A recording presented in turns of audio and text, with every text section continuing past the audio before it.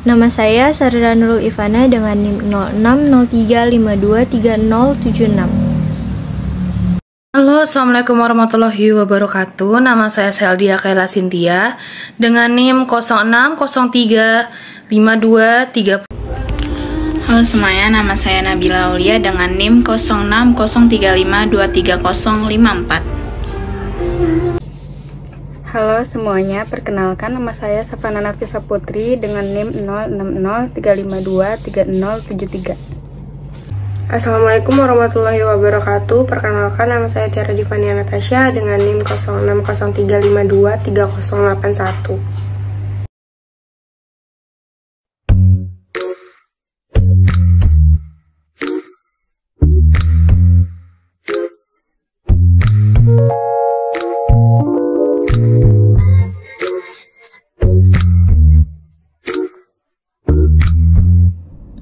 Roberto Assagioli.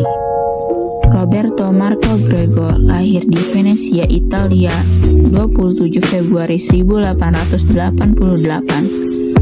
Di sini ia menghabiskan masa kecilnya.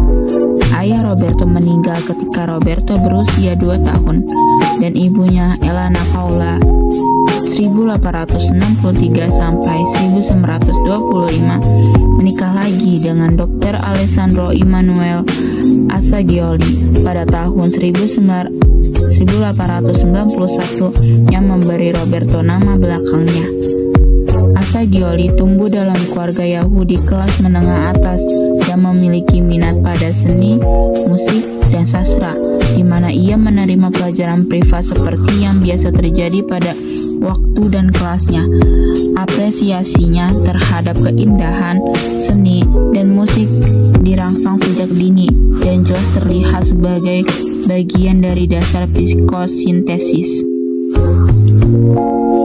Pada tahun 1907, ia memulai disertasi doktoralnya dan menyelesaikannya pada usia 21 tahun dengan judul La Psikosintesi.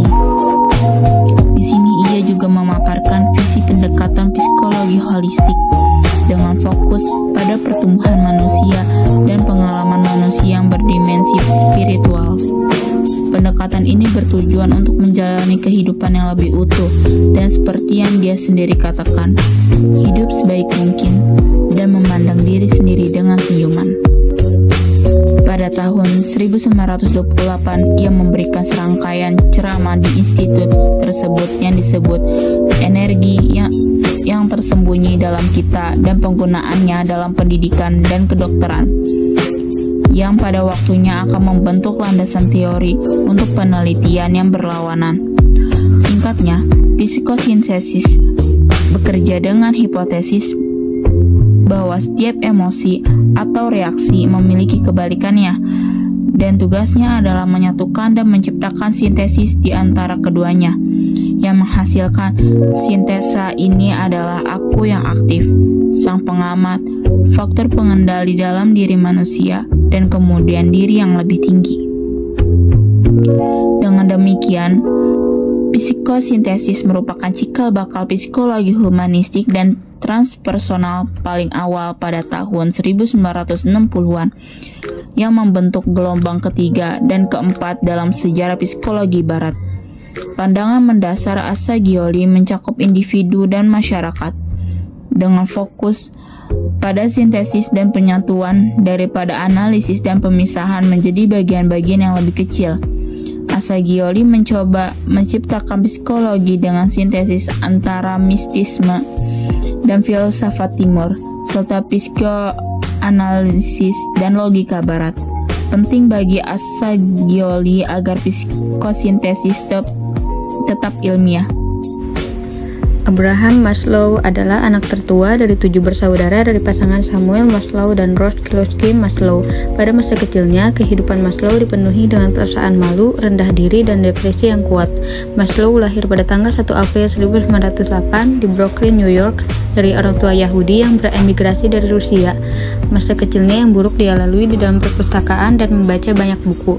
Akhirnya, Maslow melanjutkan belajar hukum di City College of New York dan menikahi sepupu pertamanya, Bertha Goodman. Setelah mengembangkan minat dalam bidang psikologi, ia kemudian beralih ke University of Wisconsin dan menemukan seorang mentor di bidang psikologi, Harry Harlow, yang menjabat sebagai penasihat doktoralnya. Maslow meraih ketiga gelarnya di University of Wisconsin, gelar sarjana pada tahun 1930, gelar master pada tahun 1931, dan gelar doktor pada tahun 1934. Abraham Maslow mulai mengajar di Brooklyn College pada tahun 1937 dan terus bekerja sebagai anggota fakultas sekolah sampai tahun 1951. Selama masa ini, ia sangat dipengaruhi oleh psikolog Gestalt Mike Wertheimer dan antropolog Ruth Benedict. Maslow percaya bahwa mereka adalah orang-orang yang luar biasa, sehingga dia mulai menganalisis dan mencatat perilaku mereka. Analisis ini berfungsi sebagai dasar untuk teori dan penelitian tentang potensi manusia. Selama tahun 1950-an, Maslow menjadi salah satu pendiri dan kekuatan pendorong di belakang aliran pemikiran yang dikenal sebagai psikologi humanistik. Teori-teorinya termasuk hierarki, kebutuhan, aktualisasi diri, dan pengalaman puncak menjadi subjek mendasar dalam gerakan humanis. Proses aktualisasi diri memainkan peran penting dalam teori Maslow.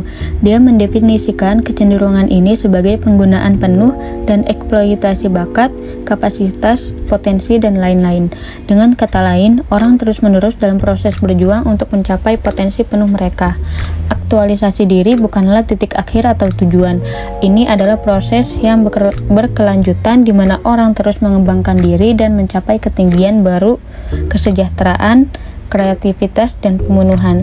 Maslow percaya bahwa orang yang mengaktualisasikan diri memiliki sejumlah karakteristik kunci. Beberapa di antaranya termasuk penerimaan diri, spontanitas, kemandirian, dan kemampuan untuk memiliki pengalaman puncak.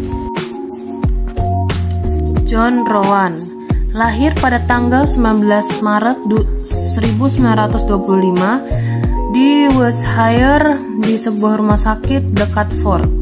Dia bekerja dalam mengeksplorasi psikologi transpersonal dan menulis konsep tentang subpersonal.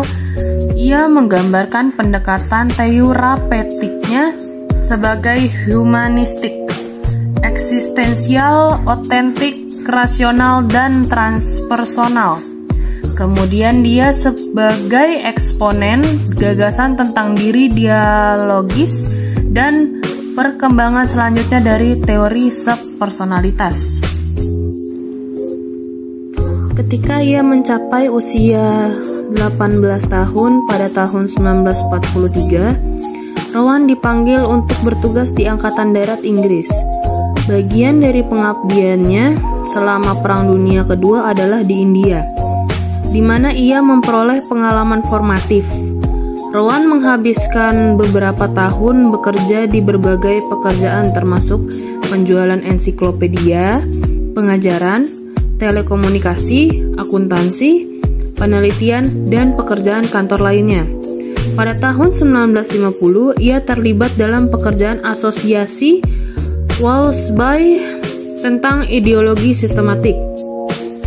Dia tinggal dan bekerja dengan Harold Walsby pada tahun 1950 dan pada tahun 1951 bergabung dengan Partai Sosialis Inggris Raya atau yang disebut juga SPGB untuk mempelajari dasar-dasar Marxism.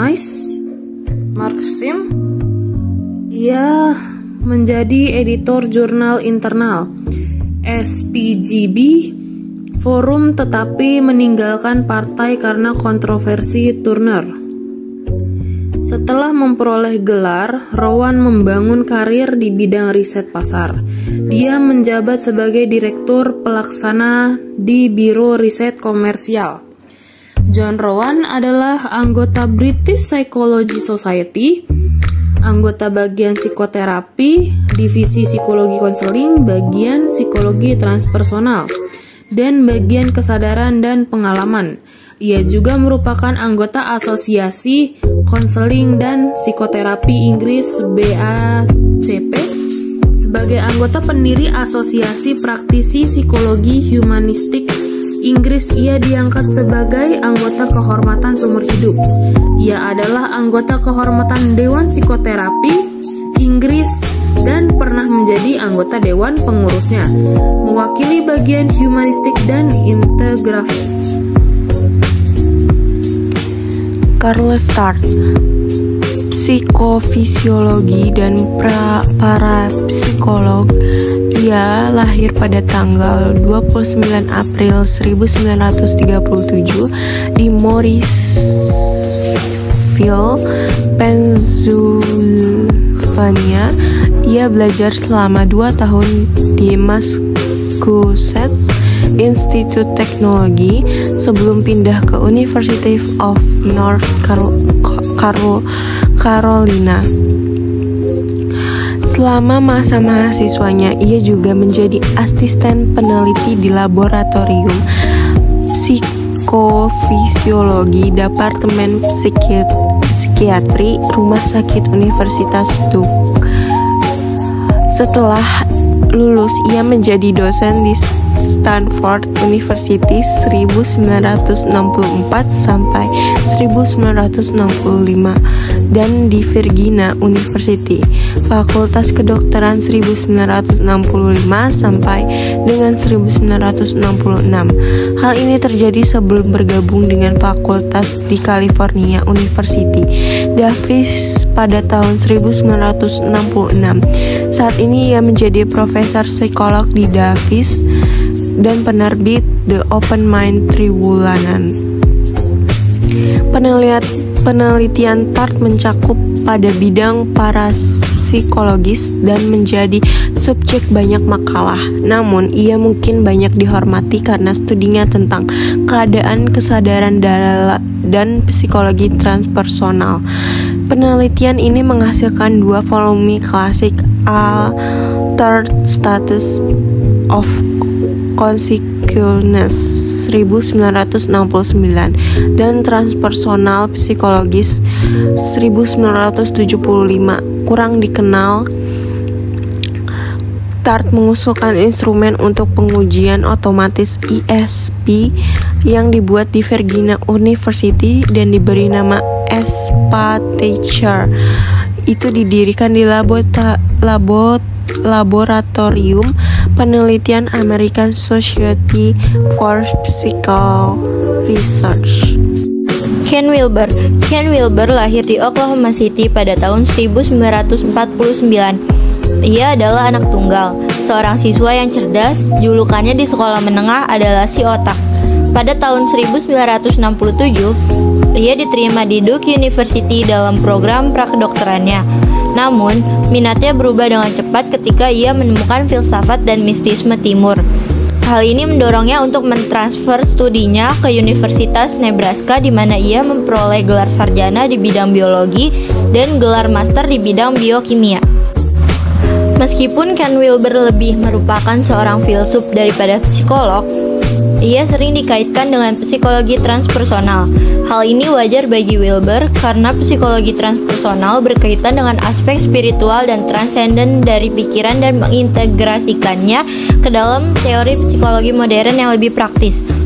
Dalam bukunya tahun 2007, Up from Eden, Wilber berupaya menunjukkan bahwa kesadaran manusia telah berevolusi dari tingkat yang lebih rendah ke tingkat yang lebih tinggi selama ratusan ribu tahun. Lebih lanjut, Wilber mengatakan bahwa perjalanan ini belum berakhir dan umat manusia saat ini sedang berjuang untuk berevolusi ke tingkat kesadaran yang lebih tinggi. Dalam bukunya, A Theory of Everything, Wilber mencoba menyatukan banyak bidang pengalaman mendasar untuk menunjukkan bagaimana semuanya saling mempengaruhi dan bagaimana semuanya benar-benar membentuk satu kesatuan yang utuh. Ia berupaya menunjukkan bagaimana bisnis, sains, spiritual, dan kesadaran bekerja sama untuk menciptakan proses dinamis, yaitu eksistensi itu sendiri.